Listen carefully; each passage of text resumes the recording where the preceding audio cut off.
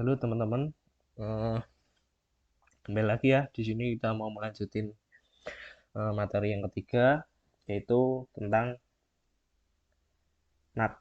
Nah, NAT itu sendiri merupakan network trace translation ya kebetulan, yang terdapat tiga jenis yaitu NAT static, dynamic, dan overload. Nah, fungsi dari NAT itu kan untuk mentranslate IP privat ke IP publik ya, biar IP privatnya bisa mengakses internet. Nah, di sini saya ingin mengkonfigurasikan IP-nya dari awal.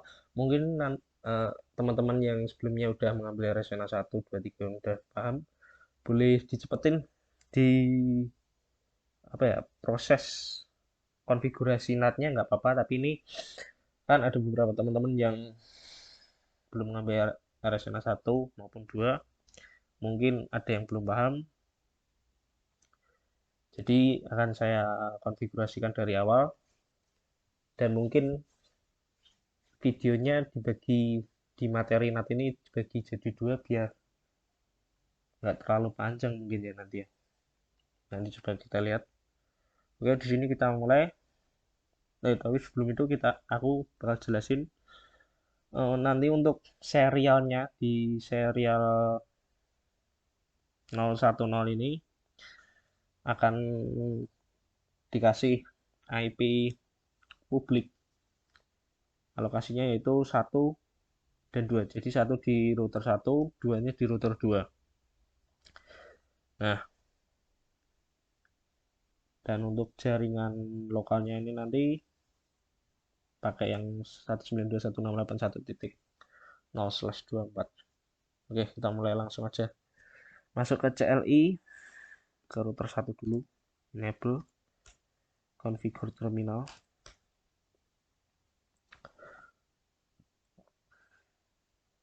Nah, di sini kita masuk di serial dulu. /1. Nah, kemudian kan kita IP address, nambahin IP-nya dulu.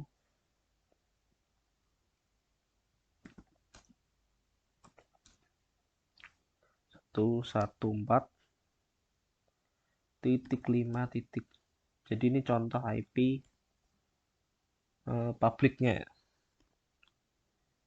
yang dialokasikan ke routernya 1, yang router 11 itu kan /29, jadi pakai subnet masknya 248. Nah, kemudian no shutdown kita hidupin. Oke, udah. Kemudian masuk di gigabitnya, kita tambahin IP-nya juga. Di sini kita pakai yang jaringan lokalnya 168.1.1 untuk router 1, subnet masknya /24 jadinya 0. Kemudian no shutdown. Oke, kita cek dulu 1.1.2.0. Oke, udah betul, udah betul. Oke, untuk konfigurasi routernya udah selesai. Sekarang router yang kedua. Ini bebas ya, kalau teman-teman yang udah paham mau langsung ke PC juga boleh, mau ke switch juga boleh. Ini enable saya, tapi aku ke router 2 dulu. Hampir sama, configure terminal. Terus kita masuk di serialnya. Bentar, tadi satu tempat. Oke. IP address 114.5.220 titik, yang router keduanya kita pakai yang kedua. Oh sorry, subnetnya lupa. 255.255.248. No shutdown. terus masuk di gigabitnya, tambahin IP-nya. Kalau yang di routeran pakai 2, jadinya sorry,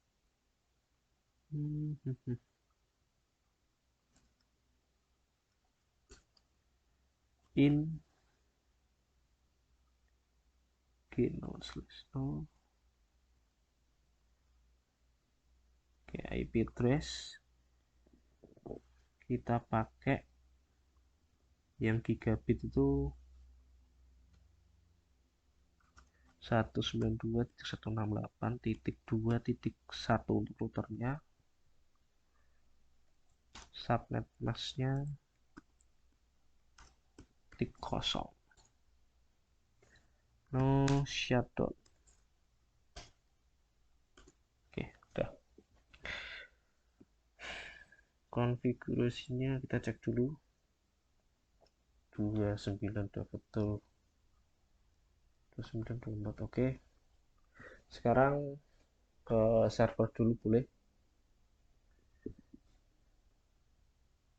Desktop IP configuration 192.168.2.2 karena yang satu udah dipakai di router tadi. Subnet mask oke. Oke, ini jadi satu default gateway-nya. Oke, udah. Kemudian PC1 desktop IP configuration. Kita tadi kan yang ini pakai 1.1 kan udah dipakai di router yang router 1 itu. Jadi ini tik 2.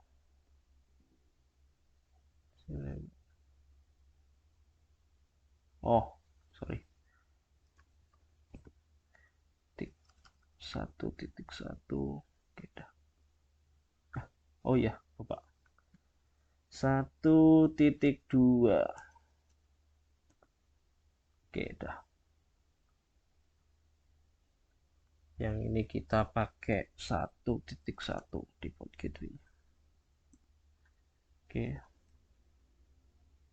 Udah ke PC 2 nya desktop configuration titik 3, yang ini 1 ya udah. Kemudian yang terakhir konfigurasi di switch-nya. Ini di switch ini mungkin agak berbeda ya, beda dikit karena aku mau pakai banner OTD. Configure terminal, kemudian kita tambahin oh ya Pak, kita masuk di VLAN nya dulu, VLAN 1, tambahin IP terusnya 108.1.4.255.0. Kemudian kita hidupin no shutdown atau buat refresh. Kemudian kita exit, masukin default gateway-nya, default gateway-nya 2.168.11. Udah. Kemudian banner MOTD enable secret class,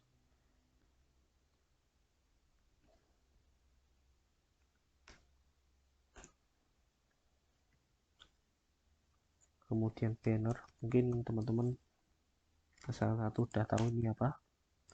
Yang belum tahu boleh cari di internet. Banner MOTD ini aku namain RSNA3, mantap gitu ya.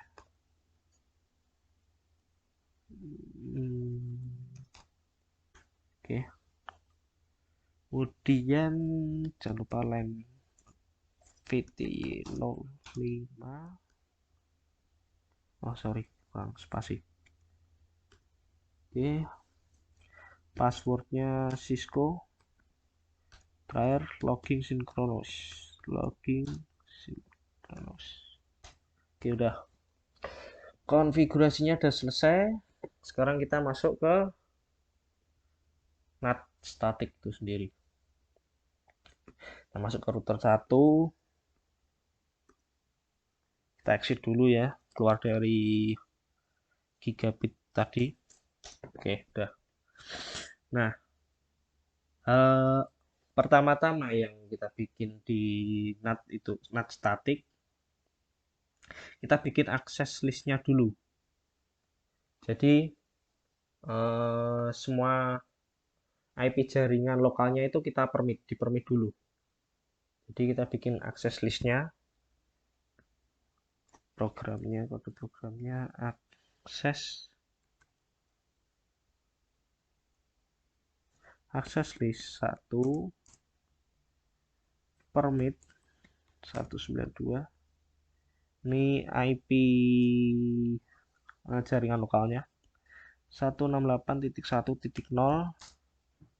kemudian wildcard masknya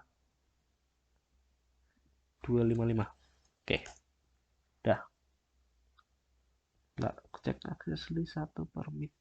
Oke, kemudian setelah itu kita tinggal translatein aja sih, apa kayak IP PC switchnya pakai ini IP, kita translate ke NAT ya, IP NAT inside source-nya kan IP NAT inside source-nya kan static,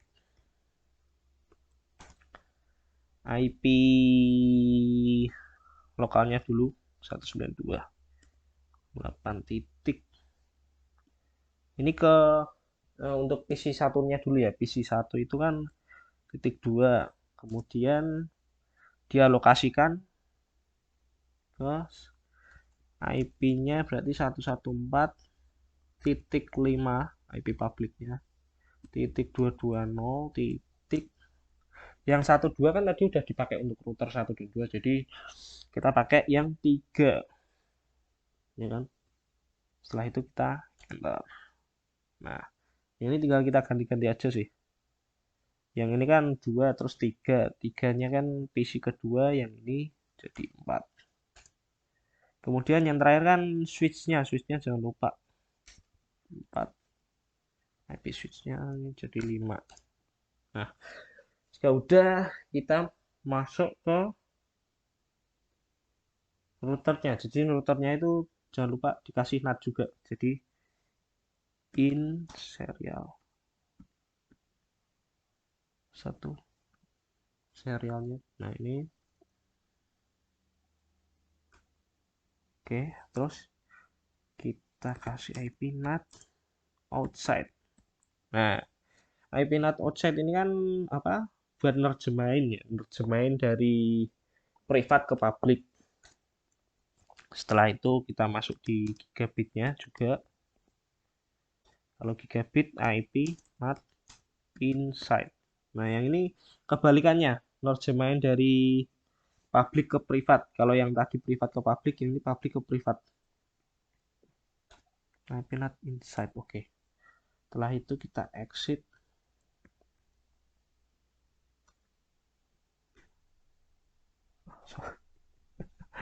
Exit. Nah, oke. Nah, setelah itu tinggal kita kasih IP root-nya. IP root quad 0. Kemudian tinggal dikasih IP 114 titik. IP root-nya apa? Jaringan yang dituju. Jadi kan ini kan jaringan router 1 ke router 2. 114.5.22. 0 titik. Jaringan yang di apa? Router 2-nya kan itu kan titik 2 ya. Nah, kita tulis 2. Nah, fungsi dari apa? Ini kan net ID sama net masknya kan kuat zero ya. Nah itu buat routing ke semua jaringan servernya. Oke, terus kita exit boleh. Nah ini udah selesai. Boleh. Sekarang kita tes. Coba kita tes buat ngeping ke servernya. Titik dua titik dua.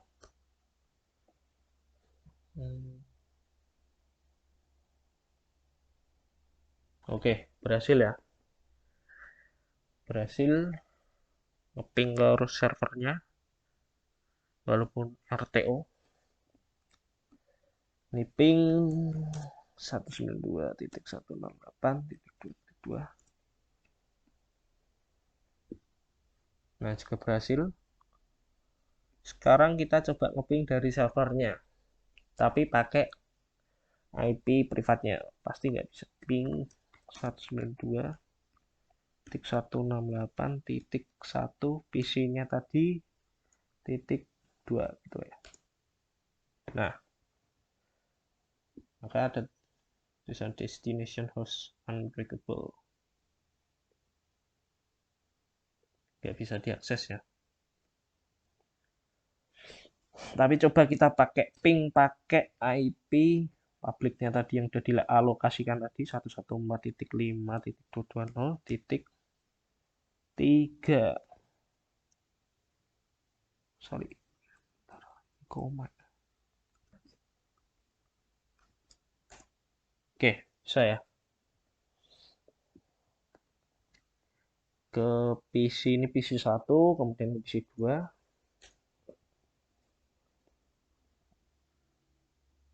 Nah, coba kita pakai.